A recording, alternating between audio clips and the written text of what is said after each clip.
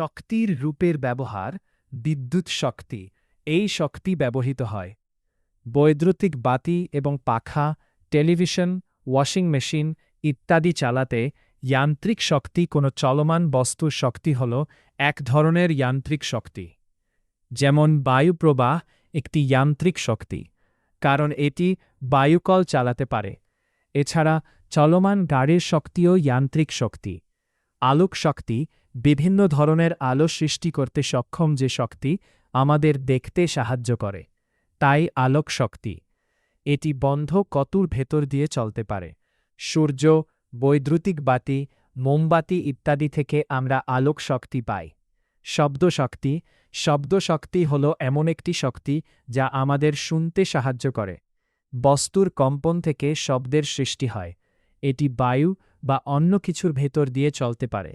গান শুনতে আমরা এই শক্তি ব্যবহার করি